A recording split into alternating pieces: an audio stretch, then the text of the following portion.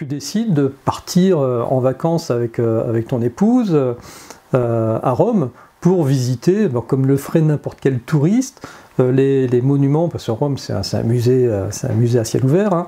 Et comme forcément ça fait des années que tu travailles sur le sujet, ton œil il a été immédiatement attiré par un élément du décor. J'arrive et je dis, bah, tu te rends compte, même le croco est à Rome. Mais au début, tu y crois pas, c'est une farce, tu vois, tu te dis, ouais, ça ressemble quand même et tout. Bah, après, ça te marque quand même. Tu sais, tu te dis, Nicolas Poussin, il est enterré pas loin, il y a son tombeau dans l'église, enfin, dans la basilique Sainte Lucina, là-bas. Tu te dis, ouais, tu te mets à faire des constructions tout de suite, parce que voilà, tu as les réflexes de chercheur. Après, tu te dis, mais ça concorde pas, parce que même ne serait-ce que les dates de la construction de la fontaine, mais mince, le croco est là, il est devant toi, tu le regardes par devant, tu le regardes par derrière, et tu te dis, ouais, il a quand même la même forme. Enfin, je veux dire, quand tu commences à construire une base de rochers, parce que voilà, il y a la fontaine de Trévi, il y a les rochers, puis il y a les statues qui vont dessus.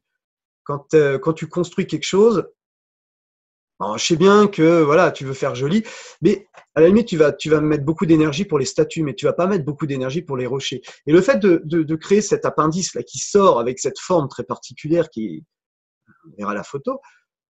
Et si on refait l'historique de la fontaine de Trévi, ben, il y a pas mal de choses assez surprenantes. C'est-à-dire au début, elle a un premier emplacement, et puis finalement, on va reprendre les plans et on va la mettre un peu plus inclinée. Donc déjà, il y a une première chose, on sent qu'il y a un plan, qu'il y a quelque chose.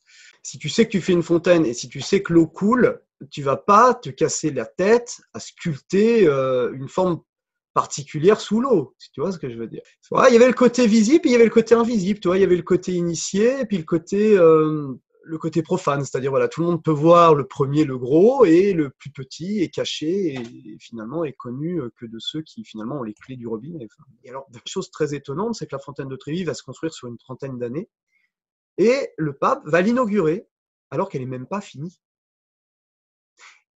C'est génial. Tu n'inaugures pas un bâtiment tant qu'il n'est pas terminé. Voilà, il y a quand même plein d'éléments concordants qui nous laissent à penser qu'il y a quand même des choses qui ont été voulues, qui ont été décidées, qu'il y a un commanditaire. L'architecte de cette fontaine de Trévi, c'est donc Nicolas Salvi, qui était membre éminent de l'Académie d'Arcadie. Le titre de ton ultime ouvrage, hein, qui va donc clôturer cette trilogie, Rennes le Château, les Sources 3, tu l'as nommé Game Over. Pour toi, le jeu est fini ? Alors, en tout cas, pour moi, il est terminé, oui.